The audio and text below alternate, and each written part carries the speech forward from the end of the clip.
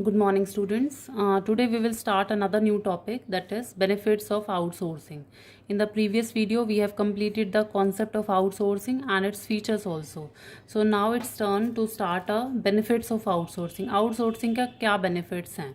Benefits start करने से पहले outsourcing का मतलब क्या था कि हम अपना काम जो है, चाहे वो कोर हो चाहे वो नॉन कोर हो, we are actually doing our non core और core work from the outside agencies. So what will be the benefit of doing this? इसको करने के बेनिफिट क्या हैं? फर्स्ट बेनिफिट आता है हमारा focusing of attention. First benefit is focusing of attention. So this was the first benefit of outsourcing, focusing of attention. Second benefit जो हमारा आता है, that is quest for excellence. Third benefit हमारा आता है outsourcing का cost reduction. And fourth benefit of outsourcing is growth through alliance. And fifth benefit is Philip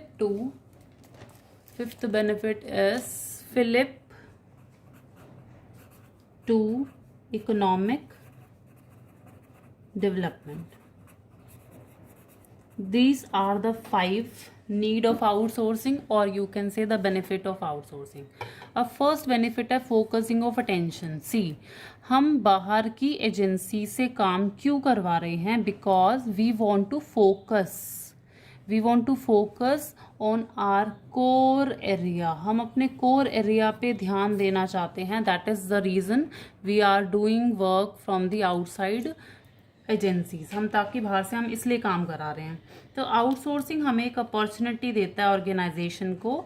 actually outsourcing is actually providing the opportunity for the business firm that कि it can focus on the core area, जिसमें हम expertise हैं, जिसमें हम capable हैं. हम उन area पे ध्यान दें और बाकी के काम जो हैं हम बाहर की एजेंसी से करवाएं, ताकि हम अपने कोर एरिया को बहुत एफिशिएंटली एंड इफेक्टिवनेस के थ्रू कर पाएँ. तो this is the main benefit of outsourcing. ये ज़रूरत इसलिए है क्योंकि हम अगर सारा काम खुद करते हैं, it become very difficult for us to manage. So हमारा जो क्रूशियल एरिया होता है, हमारा जो मेन एरिया होता है, वो इग्नोर हो जाता है कहीं ना कहीं. मतलब हम अब आउटसोर्स क्यों कर रहे हैं? क्योंकि आउटसोर्स करने से हम अपने क्रूशियल एरिया पे ध्यान दे पाते हैं. अदरवाइज हम सारा काम खुद करें तो हमारे लिए मैनेज कर पाना it become very difficult. So first benefit आया focusing of attention by outsourcing. Means by contracting out to the outside agencies, company can focus on the core area, company can focus on the crucial area also. Second benefit is quest for excellence. अब हम क्यों बाहर से काम करा रहे हैं? क्योंकि हम एक्सीलेंस का ना बेनिफिट उठाना चाहते हैं. हम उसकी एक्सीलेंस का बेनिफिट उठाना चाहते हैं. अब यहाँ पर एक्सीलेंस ना 2 तरीके से आती है. आप बाहर से काम करा रहे हो, क्यों? क्योंकि आप उस एरिया में एक्सेल होना चाहते हो in which you can do the best. मतलब आप जो काम बहुत अच्छे से कर सकते हो, आप उसमें एक्सपर्टाइज का बेनिफिट उठाना चाह रहे हो. दूसरा, आप बाहर की एजेंसी से काम करवा रहे हो, इनमें वो वाली एजेंसी से काम करा रहे हो जो एजेंसीज उस काम को करने में एक्सपर्ट हो. तो इस तरीके से आप 2 एक्सेलेंस का बेनिफिट उठा रहे हैं. मीन्स जो हमारी कंपनी है can excel in the activities that they can do the best. मतलब जो वो काम खुद अच्छे से कर सकती हैं, वो अपना काम वो खुद कर रही हैं. ठीक है. और दूसरा क्या आ गया, जो बाहर की एजेंसी से काम करवा रही हैं, तो वो कंपनी उन एक्टिविटीज़ में एक्सपर्ट है, स्पेशलाइज है. तो आप उनकी एक्सपर्टाइज, उनकी स्पेशलाइजेशन का you are actually taking the benefit. So in this way हम 2 तरीके से एक्सेलेंस की एक्टिविटी, हम जो है 2 तरीके से एक्सेलेंस उठा सकते हैं. फर्स्ट आ जाता है firm excel in the activities that they can do the best. Second, firm excel कर सकती है by contracting out the remaining activities to the expert and specialised parties. तो this is the second benefit. Third benefit आता है हमारा cost reduction. कहता है खर्चा कम आता है. खर्चा कैसे कम आता है?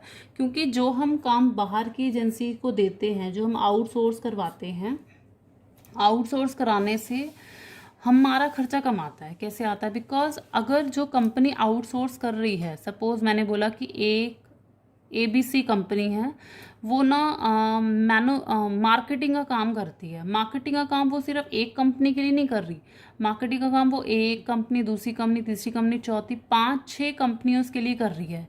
तो अगर वो कंपनी बहुत सारी कंपनी के लिए एक साथ काम कर रही है तो उसके लिए खर्चा क्या होगा? कम, क्योंकि वो इकोनॉमीज ऑफ स्केल पे काम कर रही है। लेकिन यही काम अगर हम मार्केटिंग वाला काम खुद करने बैठे, यानी हम अलग से मार्केटिंग मैनेजर अपॉइंट करें कि उनको बोले तुम ये काम करो, तो it become very costly for us. और आउटसोर्स करने से हमारा जो है कॉस्ट जो है हमारा रिड्यूस हो जाता है, बिकॉज आउटसोर्सिंग जो है वो इकोनॉमीज ऑफ स्केल का बेनिफिट उठाती है। Outsourcing agencies provide their service to a number of clients, so it become benefit for us, that cost will be reduced. Next आता है हमारा ग्रोथ थ्रू अलायंस। आउटसोर्सिंग का क्या बेनिफिट है कि हमारी कंपनी की ग्रोथ होती है किससे? Through alliance. Alliance means the agreement. Alliance का मतलब है एक एग्रीमेंट हो रहा है, agreement of agreement between two groups, between countries also. मतलब कुछ भी आप एक दूसरे को सपोर्ट कर रहे हैं, तो एक दूसरे के साथ एग्रीमेंट करने का, जैसे ए कंपनी ने बी कंपनी के साथ एग्रीमेंट करा कि तुम मेरा काम, ये वाला काम तुम कर देना, मतलब ए कंपनी आउटसोर्स कर रही है बी कंपनी को, means this is a agreement, this is an alliance. Alliance करने से ग्रोथ हो रही है। अब ग्रोथ अलायंस करने से कह रही हो कैसे हो रही है? क्योंकि ग्रोथ एग्रीमेंट करने से हमारी ग्रोथ इस तरीके से होती है, बिकॉज जो हम एग्रीमेंट करते हैं हम उनसे ना अपने रिसोर्सेज सेव कर लेते हैं, क्योंकि हम अपना रिसोर्स तो यूज़ नहीं करते, हम दूसरे कंपनी का रिसोर्स यूज़ करते हैं। तो हमारे जो रिसोर्स बच जाते हैं, जो हमारे रिसोर्स हम सेव करते हैं, उन रिसोर्सेज को we can use for the expansion. हम उन रिसोर्सेज से अपना बिजनेस को बढ़ा सकते हैं, हम उन रिसोर्सेज से न्यू मार्केट एक्सप्लोर कर सकते हैं, मतलब हम उन सारे रिसोर्सेज को यूज़ कर सकते हैं for the purpose of growth. तो एग्रीमेंट करने से, दोनों एक दूसरे को सपोर्ट करने से, we are actually expanding our company because we are saving the resources. Fifth point is fillip to economic development. Fillip here means boost, बढ़ाना।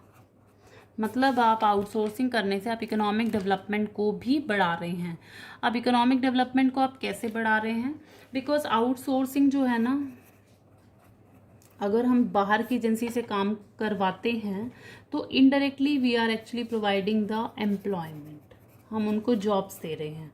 If we are doing work from the outside agencies, अगर हम काम करवा रहे हैं बाहर की agency से, indirectly we are actually providing the employment, we are actually providing them the entrepreneurship. उनको काम करने का हम उनको एक्चुअली बिजनेस दे रहे हैं, हम उनको एक्सपोर्ट कर रहे हैं, मतलब हम उनको एम्प्लॉयमेंट दे रहे हैं, हम उनको एंटरप्रेन्योरशिप दे रहे हैं, हम उनको एक्सपोर्ट कर रहे हैं, in which from where outsourcing is done, जहाँ से हम काम करा रहे हैं तो इनडायरेक्टली हम लोग उनको ये दे रहे हैं। तो इससे क्या हो रही है? इकोनॉमिक की डेवलपमेंट हो रही है, एम्प्लॉयमेंट जा रहा है, एंटरप्रेन्योरशिप जा रहा है, एक्सपोर्ट हो रहा है, तो इससे क्या होगी? हमारी कंट्री की डेवलपमेंट हो रही है। जो आज की डेट में देखा जाए तो इंडिया जो है एक IT सेक्टर में, India is actually becoming a leader in the IT sector. क्योंकि लीडर किस में बन चुका है? Leader in global outsourcing of the software development. जो सॉफ्टवेयर डेवलपमेंट है, मतलब software development and IT enable information technology जो सर्विसेज हैं, इंडिया जो है उसमें जो है वो लीडर बन चुका है। मीन्स IT सेक्टर की अगर हम बात करें, इंफॉर्मेशन टेक्नोलॉजी की बात करें, तो outsourcing has made India a leader in global outsourcing of software development and IT enable service. तो यहाँ पर इस तरीके से मतलब इंडिया में इंफॉर्मेशन टेक्नोलॉजी वाले सेक्टर ने हमारे को लीडर बना दिया है आउटसोर्सिंग में, इससे हमारी इकोनॉमिक की ग्रोथ हो रही है। So these are the benefits of the outsourcing: focusing of attention, quest for excellence, cost reduction, growth through alliance, and fifth one was Philip to economic development. अब इस चैप्टर का छोटा सा टॉपिक हमारा एक और रह गया है, वो हम कवर कर लेते हैं।